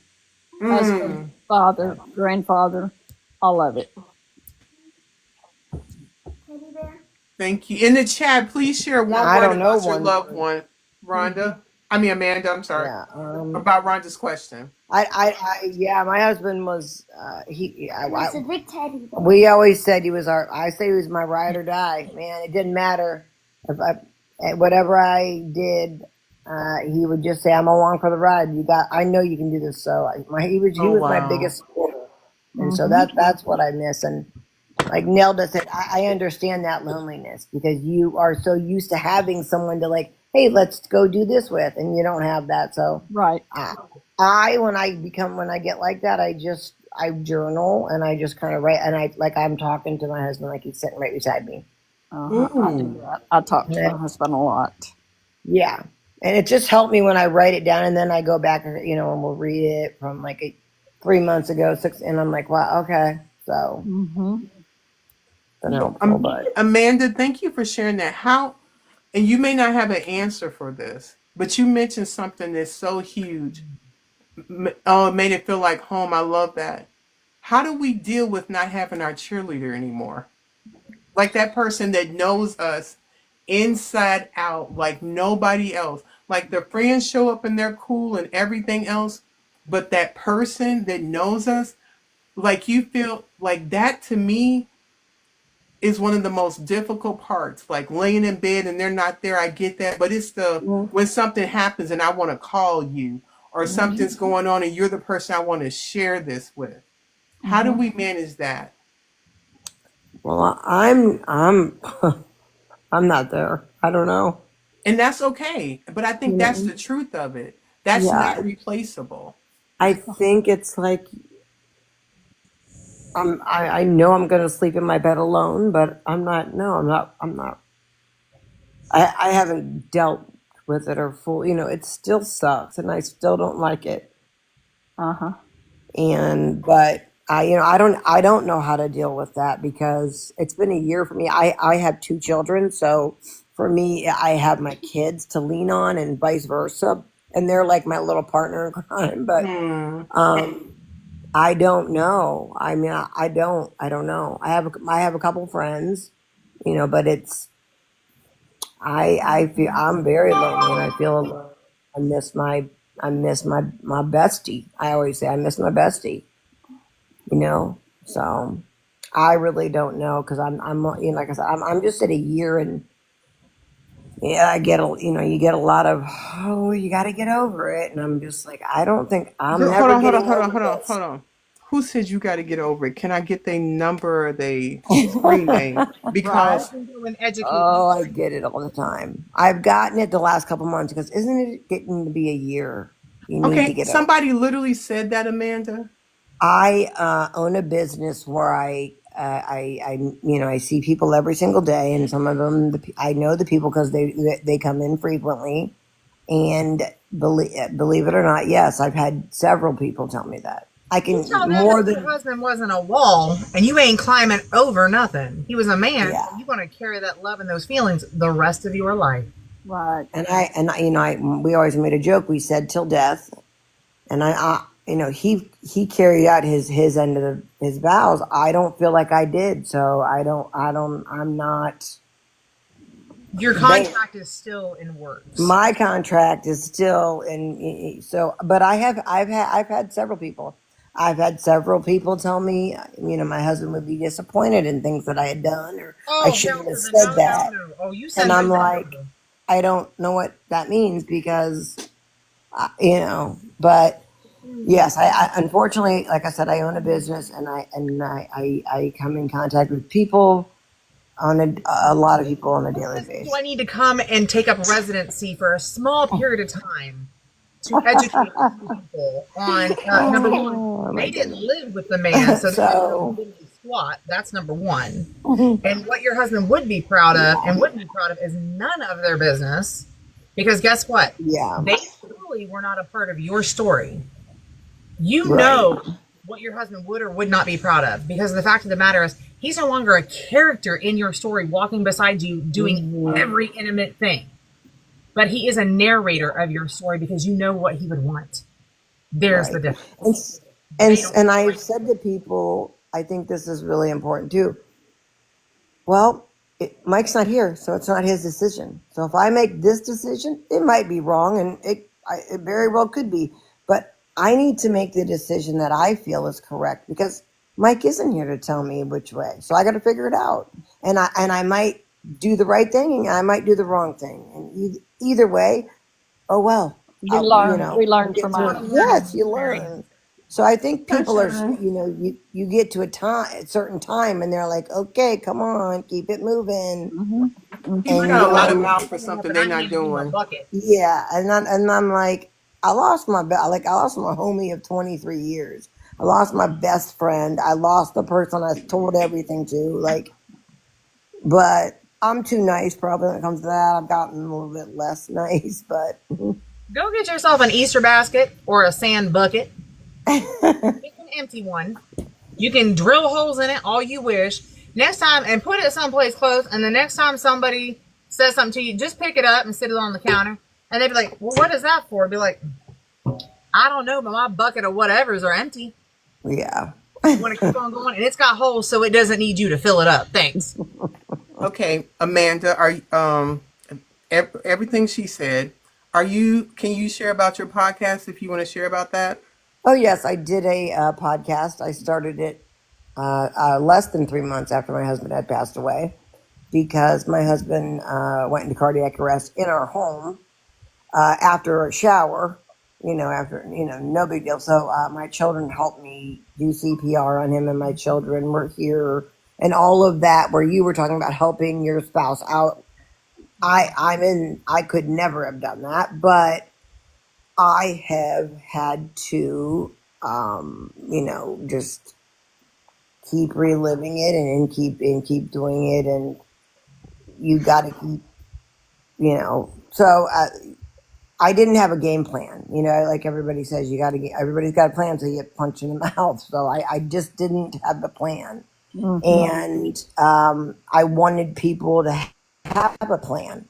So I got on there and said, ladies, this is what you do on day one, and this is what you should do on day two, or fellas, and anyone who has lost their spouse. What do you do the first day? Mine was my husband passed away on a Saturday evening, and the coroner looked at me because I'm in healthcare and said, "What do you want me to do with the body?" And I very calmly said, "Would you like me to store it in the garage till tomorrow? I don't know." And I said that I'm in healthcare, so I said it in that fashion. But I looked at them, and and I know a lot. That I work. Like I said, I'm from a small town, so I've worked in healthcare. I've worked in the emergency departments in this all around me. So I knew the people, most of them, and they're like, "Oh, she's not kidding." So it's just I did a podcast for people to say, "Hey, it's called Amanda and Kendra Widowhood Podcast. It's on anywhere you can stream a podcast. Kendra and Amanda and Kendra Widowhood." Okay. And we talk about things from day one because I was like calling my mom. I didn't know what to do, and Good night, Lisa. so Good night, Bestie. Well, honey, don't feel wet on. When Tim passed, I used to tell him that he wasn't allowed to take certain bits with him. mhm. And as I was cleaning him up, and there was two other nurses in there, like I guess for moral support, whatever. And God love, you could tell the one was fresh out of school, and the one had been there for a hot minute. And the one that had been there for a hot minute had to have her back to me, and I already knew like her facial features were. And the one that was brand new was going, I did you hear what she said? And like, she's freaking out because as I'm washing him up, I said, Mr. Trapp, you are lucky that I'm allowing you to leave with those and not put them back in a jar. You are lucky that you are getting sent that because I can't find a set of clippers that quick. Hold on one second. Ashley wrote in there, "Hello, I'm 29. My husband just passed away unexpectedly in January. We were together for 13 years." Oh, Ashley, I am so very sorry. I am glad that you found us. The three ladies that are in the box here, that all three of them are widows. There is a gentleman in the chat named Marlboro Man. He is a widower and he goes live. Ashley has a podcast that she puts out about being a widow, and we have a community grief support Discord. If you would like to join that Discord, message me and I can send you a link to that Discord. And I think the gentleman Marlboro Man is about to go live right after I wrap this up because these people got more energy than me. So this is a wheel for all the subscribers, and I showed you guys the gift. I'm going to spin the wheel, and I want to say thank you for every person in the chat. Thank you for being brave enough to share and be transparent because in community, we really help each other. I know a lot of this we may have to do by ourselves, but every time you responded to a question in the chat, you can see other people deal with anxiety. Other people struggle with depression. Some of us are taking medication. Some of us have found how to get off the medication. Some of us are dealing with healthy ways. Anxiety, depression, your mental health is real. Seek out your primary care physician. Don't struggle unnecessarily. This is a human condition and universal with grief. and know that we are doing this together. If anybody wants to join the grief Discord, message me. We do movie nights. We get on and chat. We share conversations because people don't sleep when they're grieving. So you need somebody to talk to. So let me spin this wheel. Also, Tina, while you're spinning that, this is an FYI. If you're someone who does not have insurance, there is a lot of places out there now that have mental health. Oh, look who's on, baby blues pack. Yeah, the person that did the storm and the rain. Oh, how wonderful! Congratulations. Okay, I will be mailing that out to her this week. I want to tell you guys, thank you so much for joining me tonight. I never know like if the conversation how it's going to go, but I trust that it will. And I think tonight was a success. Thank you for everybody that joined the conversation. And one thing y'all will learn, I need to go to sleep because I got to get up early in the morning. I hear that. Good night. Good night. I'm Thank you, usually the everybody. most appropriate one, just as an FYI. Say what? I said you usually go to sleep, and I'm usually the most inappropriate one. Good night. Good night, y'all.